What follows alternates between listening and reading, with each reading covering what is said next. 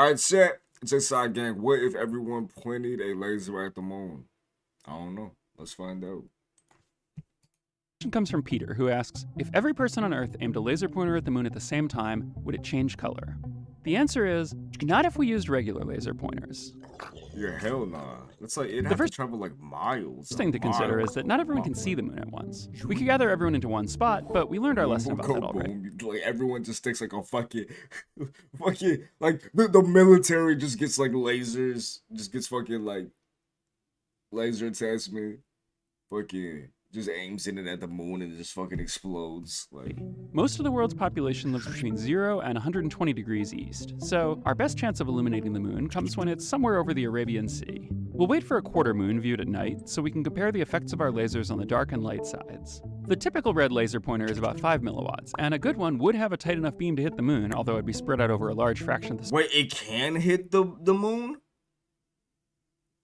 Nah, I'm stupid. Like I've seen like yeah, they've definitely done that before. For some reason, I was thinking it's like it can't do surface that. when it got there. Let's But assume everyone has steady that's enough kinda aim to hit the crazy the way moon, it and can the light from spreads out evenly across the surface. This is what happens. Nothing. It makes sense, though. Sunlight bathes the moon and Earth in a bit over a kilowatt of energy per square meter. Since the moon's cross-sectional area is about 10 trillion square meters, the bright half is bathed in about 6 petawatts of sunlight, what a while small our number. planet-wide collection of 5 milliwatt lasers only adds up to about 30 megawatts of illumination, which is about 200 million times weaker. There's no way we'd notice the effect of the lasers. What if we tried more power?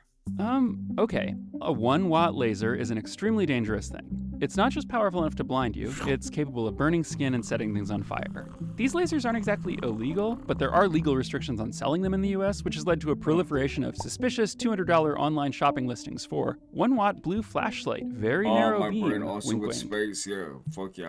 How do you think I don't even know. What the fuck. Flashlight, very narrow beam, just wink wink. interested. I've seen one of these off-brand suspicious lasers in person, and they are terrifying. You should definitely never pick one up unless you're wearing safety glasses that cost more than the laser. So suppose we spend $1 trillion to buy 1-watt lasers for everyone. Here's the effect. Dang. All those laser pointers light up the surface of the moon with about half a lux of illumination. That's about half as bright as moonlight is to us here on Earth. The 130,000 lux of illumination from the sun still drowns out the lasers. What if we tried more power?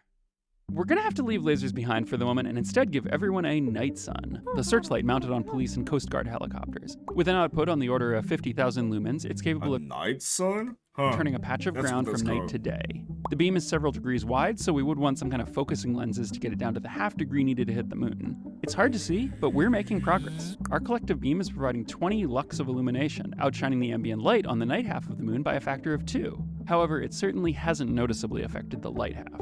What if we tried more power?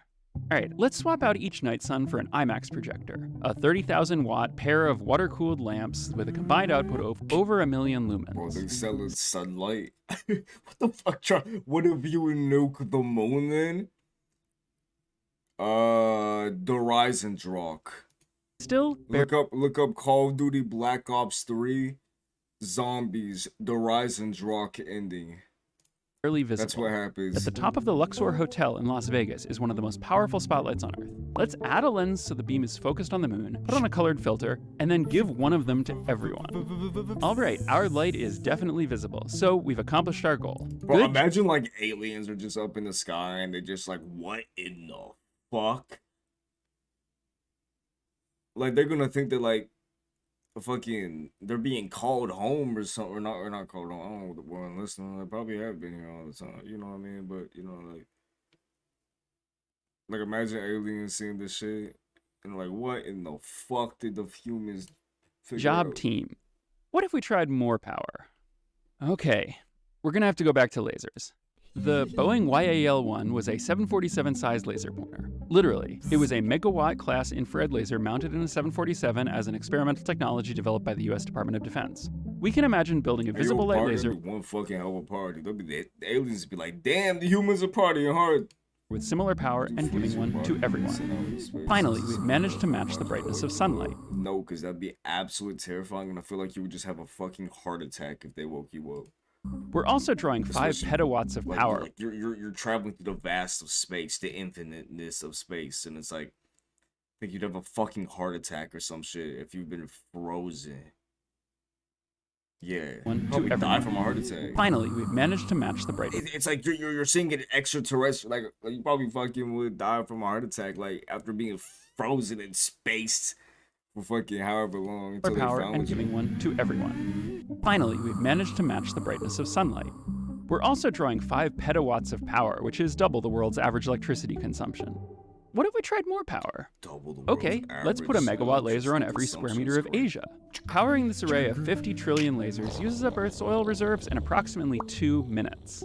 But for those 2 minutes, the moon shines as It's brightly like the fucking covenant glassing Earth. as the mid-morning sun, and by the end of the 2 minutes, the lunar regolith is heated to a glow.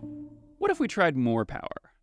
Alright, we're about to go way outside the realm of plausibility, off in this like farther bitch. than we were already. The most powerful laser on Earth is the confinement beam at the National Ignition Facility, a fusion research laboratory. It's an ultraviolet laser with an output of 500 terawatts, but it fires only in pulses lasting a few nanoseconds, so the total energy delivered is equivalent to about a quarter cup of gasoline. Let's imagine we somehow find a way to power it and fire it continuously, give one to everyone, and point them all at the moon. Unfortunately, the lasers turn the atmosphere to plasma, instantly igniting the Earth's surface and killing us all. But let's assume that the lasers somehow pass through the atmosphere without interacting.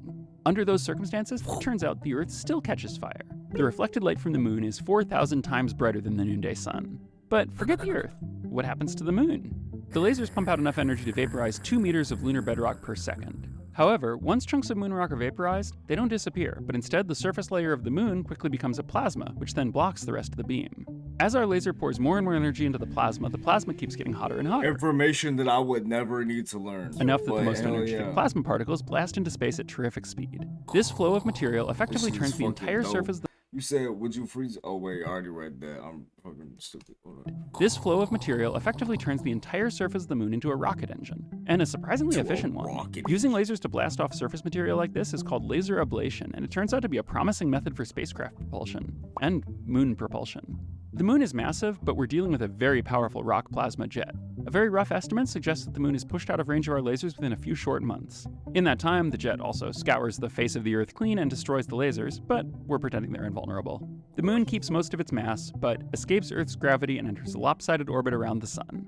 This weird orbit isn't stable, and the moon would eventually either be slingshotted into the sun, ejected through the outer solar Moon would either be slingshotted into the sun. ejected through the orbit around the sun. This weird orbit isn't stable, and the moon would eventually either be slingshotted into the That's sun, insane. ejected through the outer solar system, or Jesus. slammed into one of the planets. Quite possibly ours.